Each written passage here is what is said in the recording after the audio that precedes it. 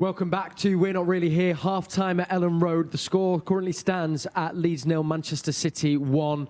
I think out of the two teams, Manchester City will be very happy going in after that close scare just at the end.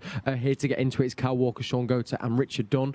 A very strong first half, I think, all things considered, Richard. Yeah, we started brilliantly. There was lots of intensity, lots of pressing of the ball in midfield, and we created quite a few chances to start with. Leeds obviously came back into the game midway through the half and shown that they are a good side, so they will need to be watched in the second half. But overall, I think a really good first half. Definitely. Now, Sean Ruben Diaz, the new boy, is back. He's here at Manchester City. He's starting at Elland Road against Leeds, and it's a solid 45 minutes for him. Yes, I've been pleased with him. He's kept it simple on a really wet pitch, and because these are the times where defenders can make errors. Sort of a miscontrol, a ball coming off away from you from themselves. But he's been really tidy. I've been really impressed with him, and he'll be pleased. He just see himself through this game. Hopefully, that City can continue on, get a few goals, and he'll be delighted with his performance. Let's go to the first goal. I mean, Sean, you were talking about Sterling before the kickoff, kind of around his positioning and also his finishing, and he's on the score sheet again. It was a really well taken goal, I think, from him. Yes, well, Sterling getting the opportunity. He always seems to get opportunities, so it's just a matter of does he take them. He's confident, and he's taking it. And this is what we're anticipating from Sterling more. He's obviously back out in the wide position. I'm liking what I'm seeing because he's cutting the defender inside out a couple of times, lied him down. But we're pleased that, he's got on his score sheet, and I think Sterling will be a consistent goal scorer again this season.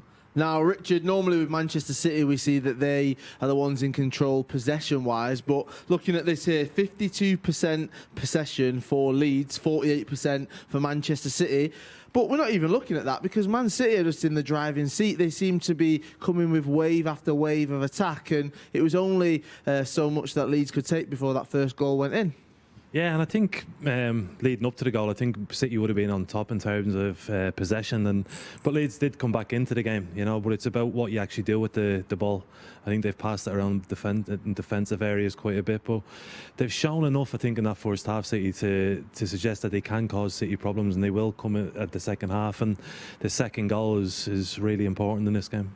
I mean, I don't know if anyone else felt this, but I think just being a City fan and after the Leicester game, you're a little bit worried at 1-0. We were very kind of comfortable against Leicester, and we all know how that ended up.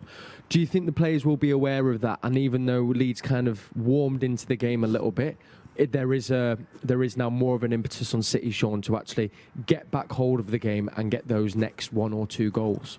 It is an emphasis for City to get a grip of the game. Surprising that those stats are saying that Leeds are dominating possession has probably come from the last sort of 5 or 10 minutes as they were pressing to equalise. But yeah, I think it's for City to grab a hold of the game, put away one of these chances, get that breathing space, and then potentially kick on to get a third goal for my prediction.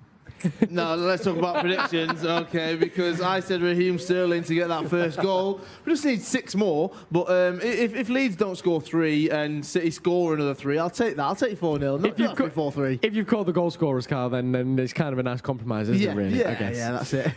There was a couple of big saves, I think, from Ederson there, and there was a chance right there at the end, and we were just talking there, Richard. I mean, it seemed like a lapse in concentration from Mendy and probably should have done a little bit better. Yeah, it was a mistake towards the end of the half when you're probably you just need to see the game out, that sort of periods. And there was something which happened maybe 10-15 minutes before, a similar ball down the opposite flank. And you look at Diaz and probably previously other City centre-backs, and similar to what Mendy done, instead of controlling it and trying to play his way out, he just headed it into touch and got us back into shape and got the thing. And it's just simple, you know what I mean? It's not pretty, it's not effective, I suppose, in terms of going forward and creating chances, but as a team and as a defence, once you get the ball cleared, then you can readjust and you can get set again. Mendy took a chance, tried to control a ball, like Sean said, on a slippy pitch, slippy football, it becomes difficult. So it's just about playing the percentages and making sure you don't make mistakes. You were saying it's not effective, but it is effective because if you take the chance, or the defender takes the chance to control it, and then that situation like Mendy, then all of a sudden, Leeds could potentially score. So even though it's simple in terms of just heading it out, it is effective because, as you said, the team can regroup, get themselves sorted, and then win the ball back and then play from there. Now, one person we need to talk more about is Raheem Sterling. He looks sharp as ever. Richard, if you're in that defence, all right, and Raheem is running in and out of you, what do you do? It looked like the guy's shoelaces were tied together. He didn't know which way to go. It's that must be out worse, I think, when Sterling lines you up like that and he can turn you either way. And we see him one time he went down outside and he cut the ball back with his left foot. Then the next time he shows him inside and he bends it in the bottom corner. So for a defender, it's so difficult. But that's what he does. Sterling, he's brilliant at it. This is what I like, and this shows the real quality, intelligence of Sterling now, where he's just made a few jumps. You know, as you said, he goes down, he puts it on his right foot. Everyone knows he's right-footed. He looks as though he wants a shape to shoot, and throws it on the left foot and does what he does. And then the other time he'll go left and then cut it back on his right foot and just bends it in the corner. And this would be an absolute nightmare for a defender, because you're thinking, I want to keep him one way, one direction, preferably on his left foot. But when he puts him on his left foot, he's able to go and assist across or have a shot on target and work the keeper. So shows a real high level intelligence from Sterling. I thought as well it was quite interesting because in the Burnley game we'd seen Sterling kind of play that striker role almost as that false nine, but it was just him down the middle. But I feel what we've seen more in that 45 minutes, Shaun, was actually a rotation between the three forward players, and it goes back to again what you said before about their forwards. There isn't one striker, and I guess that also confuses defences. Yeah, I mean, listen, the plan seems to be that Mahrez is up top, and I guess Pep's thinking is, if I'm going to have someone short, not too cheap, but if I'm going to have someone short, then I'll have Mahrez, because Sterling puts a shift in. You know, Torres, you see, he's got pace and the ability to help out defensively. So if we're in a situation where we need numbers to defend, then I think that's what he's looking at. But again, they're able to sort of interchange. Sometimes Sterling will be inside, and it just works. It's fluid. I feel like at times it's easy to worry with no Aguero, no Jesus, but when you actually look at that attacking lineup, De Bruyne, Foden, Ferran Torres, Mahrez, you've also got Raheem Sterling, and then you've got everyone on the bench as well. Richard, the goals are going to come. The goals will come, and I think if the more time passes by, you're looking at Sterling as being your main goal scorer now. You know, even when Aguero's in the team, you're still looking at Sterling scoring 20, 25 goals a season. So there's still plenty of goals within the team. There's plenty of creativity within the team, and I don't think scoring goals will ever be a problem in this team the way they play. One thing I just want to touch on, Kevin De Bruyne. Shaun, do you think he meant that free kick? Well, De Bruyne, what he produces when he produces, I'd like to think yes. Oh, He is that quality. He really is.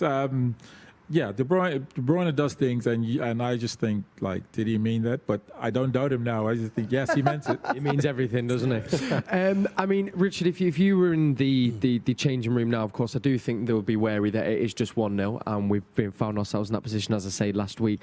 What are you saying to the team then going out towards the second half, or is there much to say? I think they've done really well in the first half. You know, Leeds will have opportunities because that's how football goes. Teams come into games, but City have played really well. They've created opportunities and they've looked fairly solid at the back. It's just that one error towards the end of the half, but I'm sure they'll be just thinking about doing the same sort of thing, but take them opportunities when they come. You know, we can't afford to be missing too many, and like I say, if we get the second goal, I think then it's over. Shaun, I'm guessing it's all about game management, because they don't want to go out there and just defend for 45 minutes, because if they do concede, they're back to square one. But they just need to go out there now, play the way they've been playing, keep on attacking, and the work rate is so important. Yes, and the funny thing is, both teams have that philosophy. Yeah. You know, the best form of defense is attack. So I think the most important thing is things we've heard for years and years. The first 10 minutes is, you know, just go out there, play the game, and stay in the game. Even though we're winning, it's about staying in the game, get your rhythm. And when City start getting their rhythm, the opportunities will start coming. We'll see Torres getting on the ball, having opportunities. Mahrez and Sterling, these guys will start to get more opportunities. But it's just play, get that rhythm, and we'll see those opportunities come. Beautiful stuff. Gentlemen, thank you. I think we all know what we're looking forward to in the second half and what we're hoping for as well. Remember as well that you're going to be able to watch the full game on City Plus from midnight. That'll be there in its entirety for you to watch and enjoy, and we're not long till the second half begins. Remember, come join us at full time. Hopefully we'll be celebrating a victory. Maybe someone's prediction coming off. We don't know who's yet. Kyle's still hoping for that. Maybe Shaun's, maybe Richard's. And we'll be getting our full analysis from our guests, Richard Dunne and Shaun Goater, Go back, get yourself a drink and enjoy the second half. We will see you at full time. Come on, City.